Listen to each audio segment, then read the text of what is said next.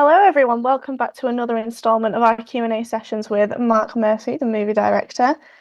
Today, we're just going to chat a little bit about the use of AI in the movie industry.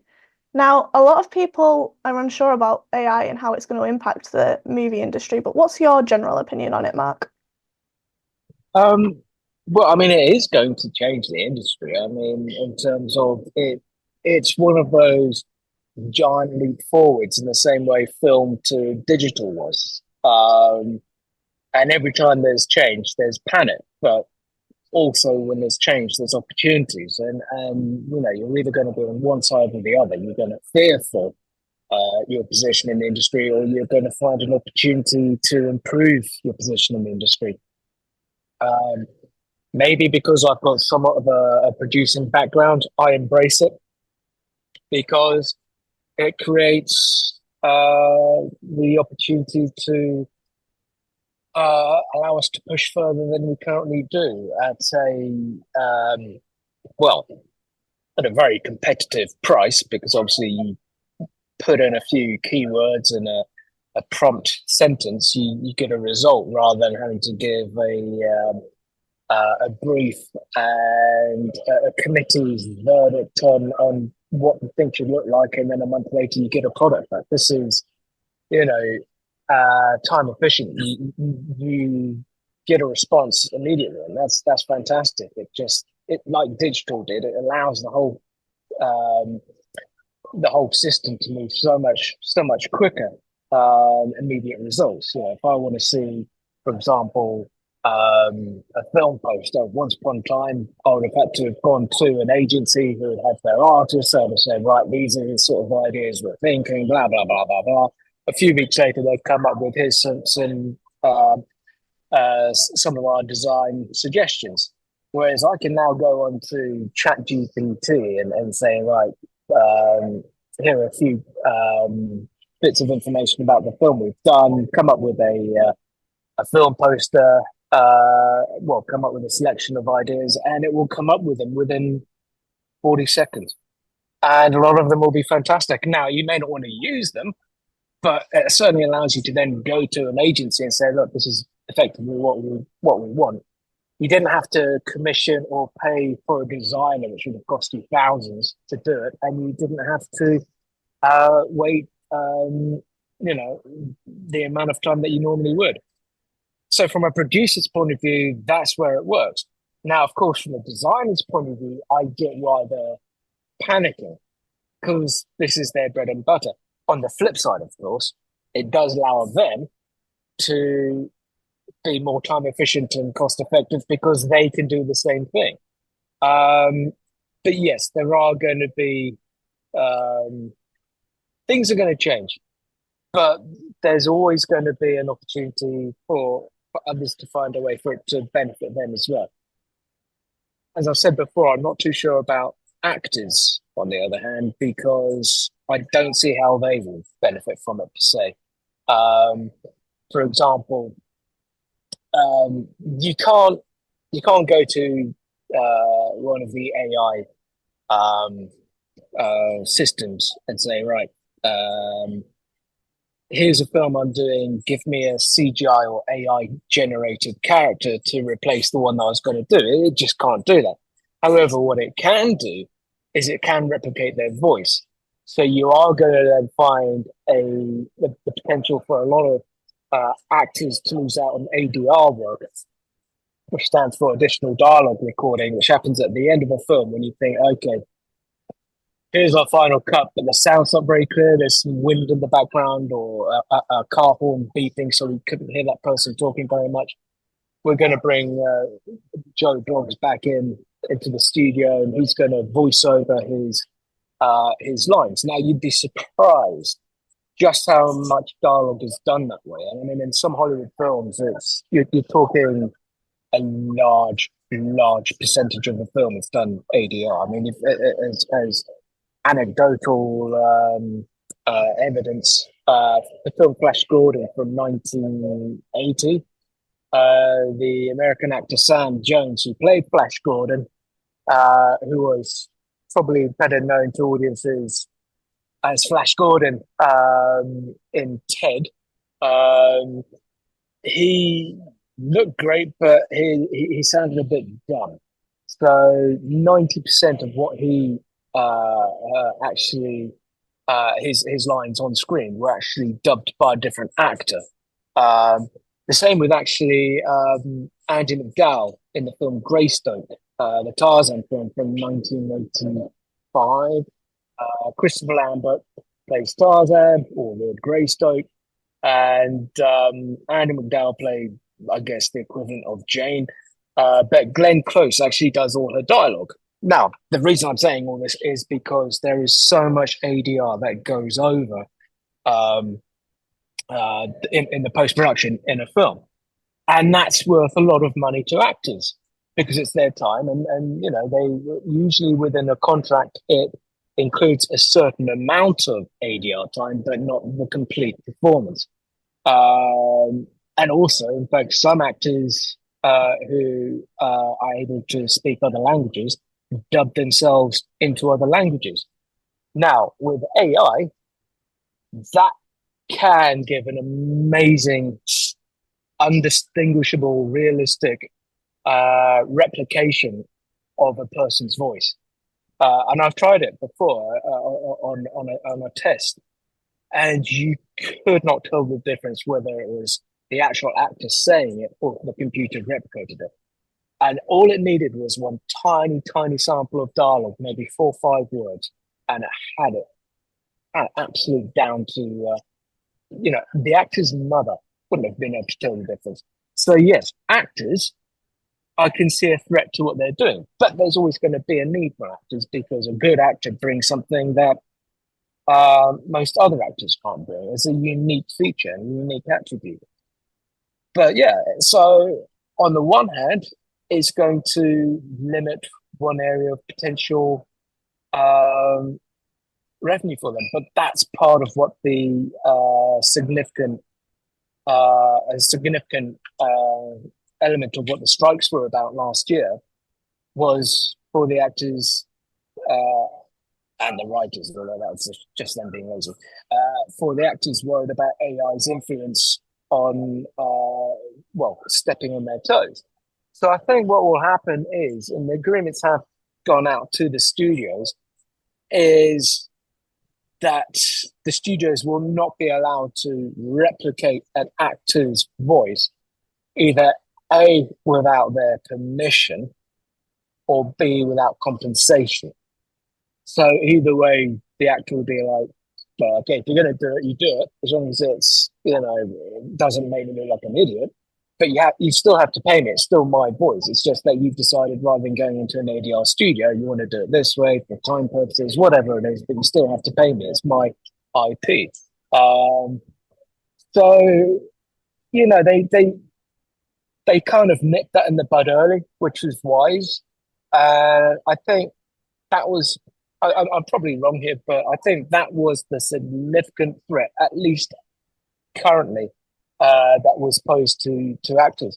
But everywhere else, I think there are so many amazing opportunities. And the fact is, we always knew this was going to happen. I mean, look at any film set in the future, unless it's like dystopian and it's Mad Max or something, it always features technology which has an AI element. I mean, the writing's been on the wall for a while, so it shouldn't come as a shock, especially to writers who've been writing about it for so long. But yeah, I think there are major leaps in a lot of industries, in all industries, and this is now a major leap that affects a lot of industries, but AI is obviously going to have a tremendous effect on the media industry.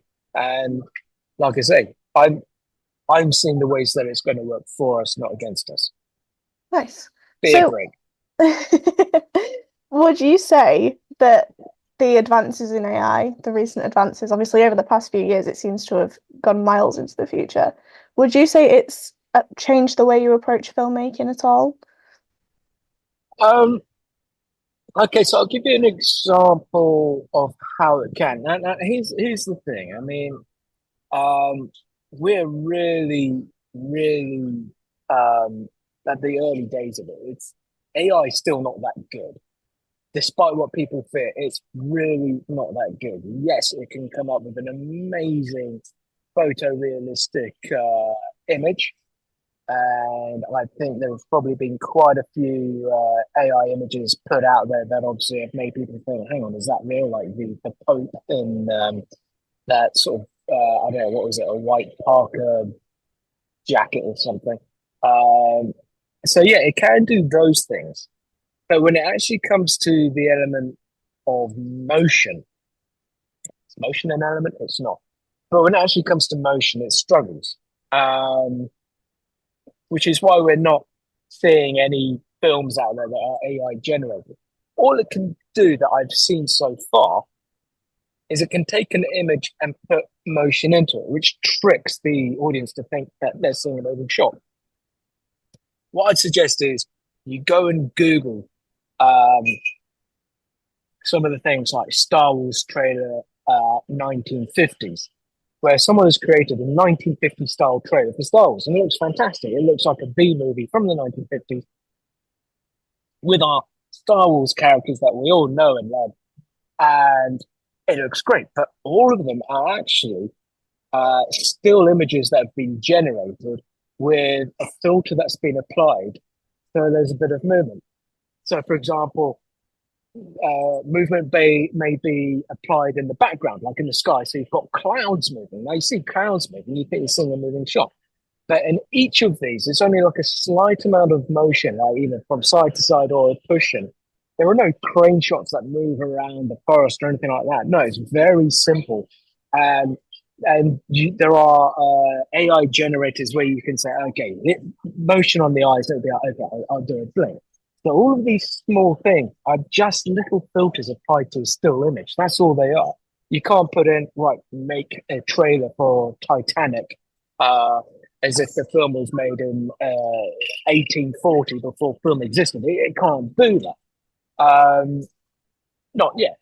And obviously 1840 would be a terrible example because it would predate the film camera anyway. But uh, the point is, there are still limitations. But if you understand those limitations, then you can make it work for you. Now, I'll give you a specific example. I'm wanting to make a trailer. I've got some of the live shot footage, but I want to blend it with some other footage that will complement it.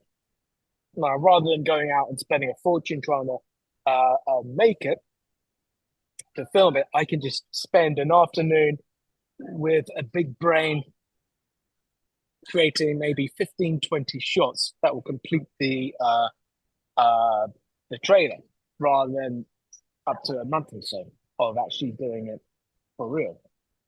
Now, to give a better understanding of how AI could help a film, I'm going to use the Star Wars example, which is when George Lucas made Star Wars, he created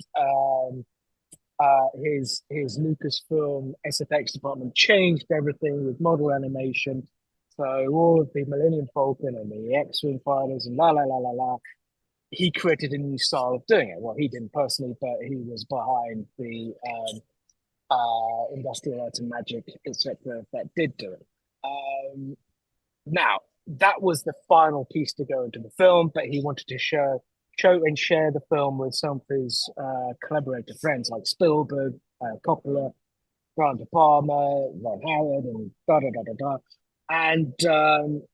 and get their verdict. Now, of course, they're watching the film. This is the first kind of film of its kind. If you go before Star Wars, there aren't any of those kind of weird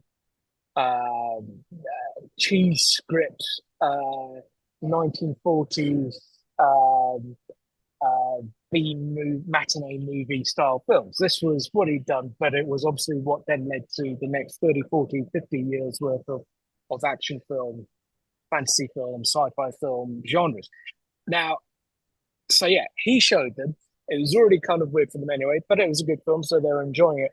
But when it came to the end finale, the third act, where they go to destroy the Death Star, um, he didn't have the completed shots for the VFX, where the model Millennium Falcon and the Death Star and the big battle ensues. So he had to find a replacement uh, or substitute to mimic the idea, the story, the pacing of it, and in fact, what had been the influence for him, and that was taking the footage from films like the Battle of Britain or other Second World War films with aerial battle sequences. So he literally harvested that footage, put it into his film. So you're watching all of this footage. You're watching C-3PO and Princess Leia on the Rebel base overseeing the battle in the stars. They're watching it on their computer system, and then you're cutting to some black and white footage of some Second World War planes attacking each other. And of course, you're watching that. For George Lucas, it wasn't a distraction because he knew what he intended. But for an audience person to watch it, they had no idea what was going on. Even though he explained it to them, they were just like, this is really distracting. But for him, it was the missing piece. Now, this is where AI can help because AI could have filled in those missing pieces by coming up with something that was, here's a representation of the model you're building. So we can actually create something that may not look overly realistic or a little bit animated, but it makes sense to the viewer's eye and the mind that, okay, that's the Rebel Alliance's ship attacking that ship. It all makes sense. And therefore, it's not this. It doesn't disjoint the whole thing. Now, for George Lucas, now that wouldn't make any difference. I mean, he could get his blind neighbor to do an animation for it that looked awful, and no one would question it because it's George Lucas. But back then, he was George Lucas, the guy that hadn't made the most successful film of all time, so he didn't have that latitude. He had to find ways of portraying his story, convincing people of his story that would get them on board and behind him. And in fact, it works well for him in a funny sense that it didn't, because 20th Century Fox felt that he was making an absolute turkey. It was going over budget.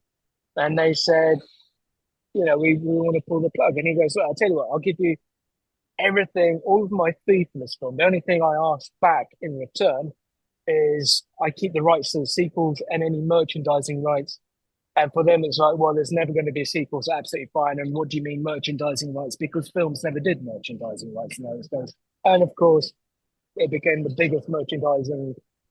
The guy became one of Hollywood's first billionaires, in fact, the first billionaire because of it. Anyway, point being, he lucked out in a weird way.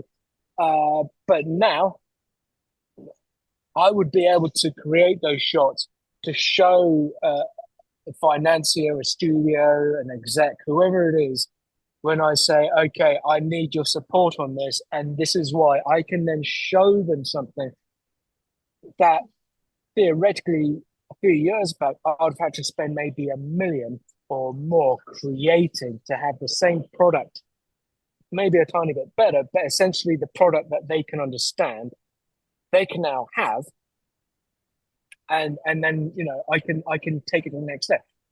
A shorter, sweeter version of this, if you want to delete everything I just said, is you're a filmmaker who has a story you want to tell. You don't have any money.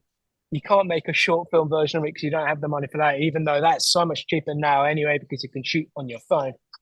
You can just spend a couple of days, a week, whatever, on your computer, come up with a trailer, come up with an idea, and then have it and say, this is what I'm trying to sell you. And people can understand that.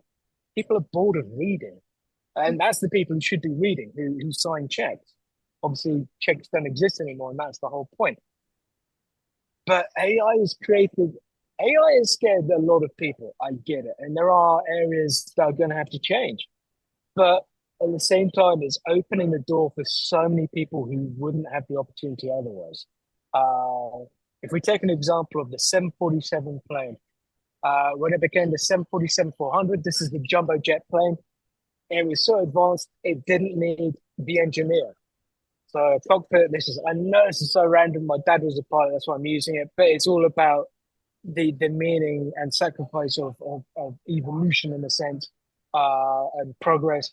Before it was a 3-man crew, then it became a 2-man crew. Of course, one person lost his career But at the same time, you end up getting a much safer plane. So in the long run, it was worth it.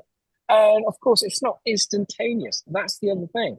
So that third person who, let's say, represents the people that will lose out in the industry because of AI, they don't lose their job overnight. It's just a job that won't be replaced. It will be phased out. So when they're done, there won't be others to replace them. And if you're thinking, oh, dang, I really wanted to do that job, and now that's not going to be a job in the future, don't study for it, don't train for it. And if you do, that's your own fault. I have no sympathy for you. But in the long run, this is going to create a level playing field for so many people. In the same way that digital filmmaking did, that people could suddenly take a cheap £1,000 camera or £4,000 camera that had great film looking qualities and go and tell a story that uh, opened them up to the same prospects that people who've gone to film school 20 years ago, having spent thousands for that privilege. It made it a level playing field. This makes it even more so. That's evolution, that's progress. So if people are scared of that, they're missing the bigger picture. So just one last thing to finish Beer off. break. Is there any advice you would give to aspiring filmmakers about using AI in their work? Well, again, I mean, I wouldn't suggest they. I mean, look, I mean, it's tempting to try and make a whole film using AI to see if it works, but don't think you're going to sell that. You won't. And I don't think there'll be many execs that'll be particularly keen on spending an hour and a half watching some AI generated feature film unless it's done amazingly well. However, it is a great shorthand tool that you can use to make your point across clearly. The other thing I would suggest is really understand how to do it because, like everything, it sounds easy, but it's not. And the generations that are younger than me seem to be able to embrace this side of things a lot easier. So, doing special effects on computers has become, it's no longer the exclusive domain of big, expensive post production houses. A lot of people can do some fantastic stuff on their home computers.